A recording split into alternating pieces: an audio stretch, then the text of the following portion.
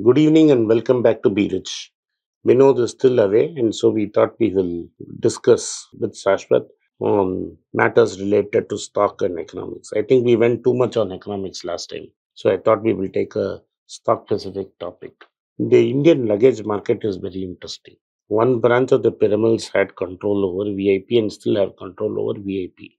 VIP used to be India's best selling luggage when I was a kid, but it has largely come undone and it has been under a lot of pressure. And today there are three other brands which are doing very well. One is Samsonite, American Tourister, and Safari. American Tourister is owned by And Samsung. American Tourister is now owned by Samsonite. Now Samsonite was an international brand which was doing extremely well, went into a debt issue and went almost bankrupt till a CVC, a private equity firm, bought it and turned it out and listed it in Hong Kong. They're looking to also relist in US. They are trying to relist this in US now. So that is the main international player. They are dominant players in India also. In India, there are two dominant players. One is VIP, and the other is, of course, Safari Industries. They are connected, are joined at the hip. That's a very interesting story. But what went wrong with VIP is something that Shashwath has looked at. It came in an article, he got interested, he picked it up. And the most important thing is one of the old storied families in India is the Godrej family. And one of the Godrejes, Nishipa Godrej, resigned from as an independent director from VIP Industries. And the reason given was succession planning and leadership accountability was not there.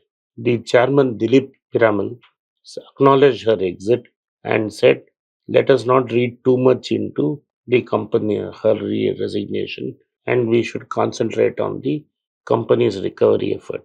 You should notice that the market cap of VIP Industries in this market where everything and anything is increasing has fallen to 6,900 crores since January.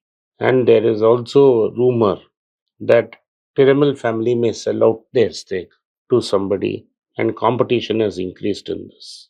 And there has been very high turnover in the management.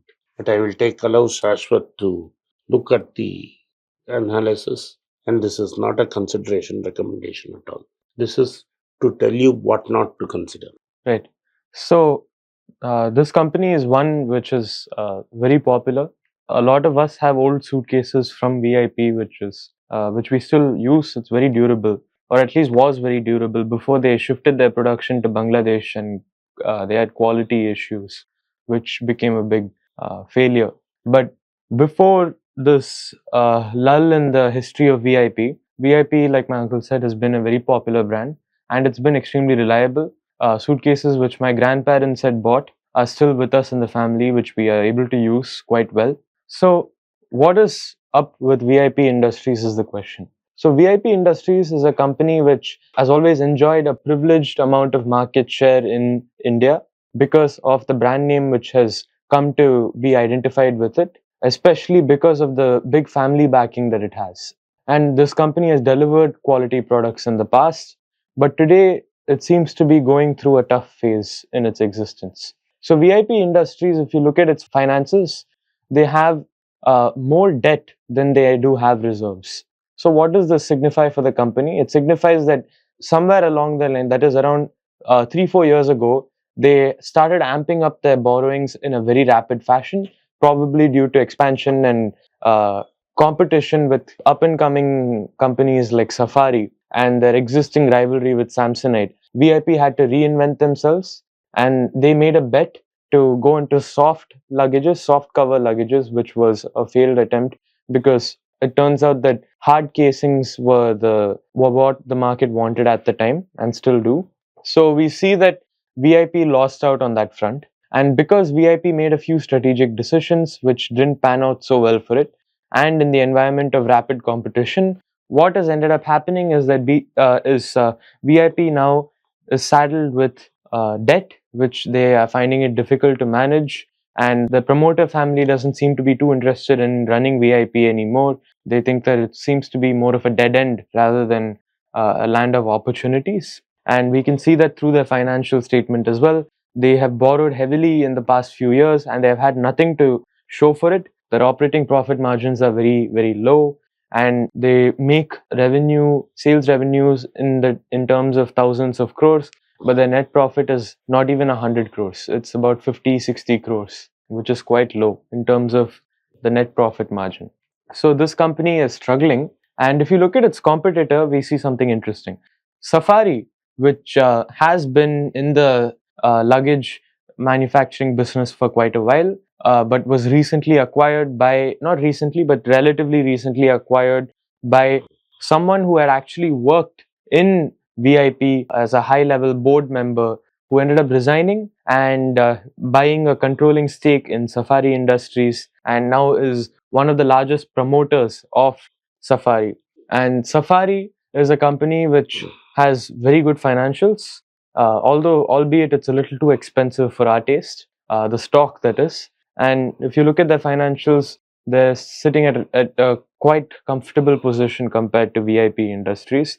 They don't have too much of debt, and they're making much greater margins on the suitcases that they're manufacturing, which VIP is not able to show. So this is where VIP stands today in relation to its competitors. I think the problems in VIP was one, they relied too much on one particular consumer. They went all out on future consumer and they tried that future consumer will represent a great degree of their sales. That is basically Big Bazaar would do a lot of sales with them. And so when Big Bazaar went belly up, they had a lot of stock carried forward.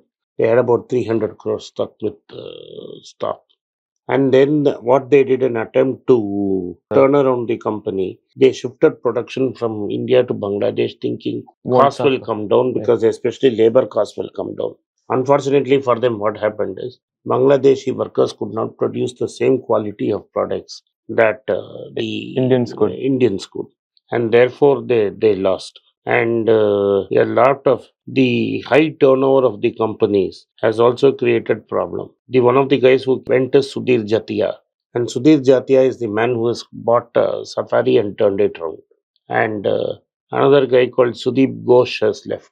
So these guys are not being able to keep the company together. And the promoter's daughter Radhika Parimal is not directly involved, and therefore the promoter family seems to be less involved in the company. And there's a new lady called Neeta Kashir Kamika, who is the CEO. She does not come with any experience from luggage industry. She is now trying to pitch VIP as a travel solution company.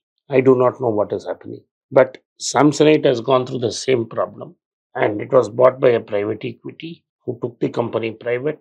They turned it around, and today they are both Samsonite and American tourists are doing very well in India and across the globe, and they have delisted in Hong Kong.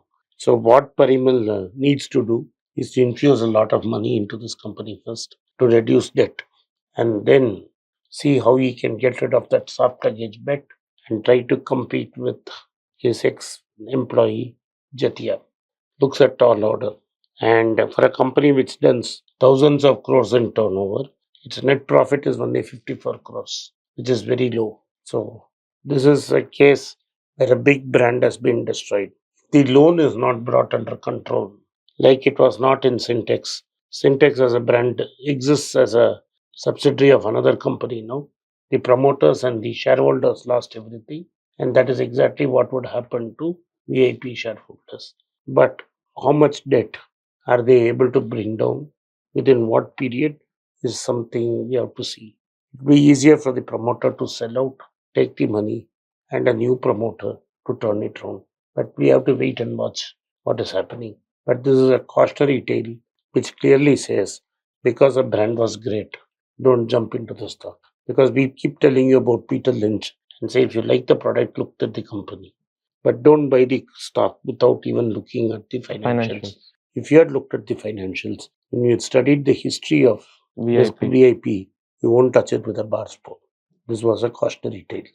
In news today, like we discussed Vedanta's problem, Anil Agarwal has sold 2.5% of his stake. He's going to sell it over the next 2 weeks. The problems are going to only multiply. Also, Sun Pharma has tied up with Takeda to make gastro medicines in India, a tablet called Vanoprazan, which treats the hepatitis of the esophagus and acidic peptide diseases, basically heartburns and refluxes. but this is a non-exclusive license. So these are the things. And Nvidia, which was the darling of the market, in the last 2 days has cracked 6.7% and has become the third most valuable company behind Microsoft and Apple. There is nothing fundamentally wrong with Nvidia. All that they are saying is there has been a profit booking after a 200% rally in the stocks. These are the developments in the market. Thank you for watching. Be rich. I hope you like this video. If you like this video, hit the like button, turn on the subscribe button, and subscribe to our channel and turn on the bell notification. Kindly send this video to your friends and relatives and have them take a look. Thank you for supporting Be Rich. Thank you. It's a great privilege and honor that so many of you in thousands have subscribed to my channel and have supported me. I have written 2 books in English, The Alchemy of Money and Ordinary Stocks, Extraordinary Profits. These books are published by us and are ready. If you want to procure a copy, send us a message to the WhatsApp number given below and my team would respond to you. If you want an Amazon Kindle copy, you can click the link below. Finally, those who wish to consult with me can send a mail to berichenglish@gmail.com. Once again, I thank you for your support. If you like this video, press the subscribe button of my channel, hit the like button and turn on the bell notification.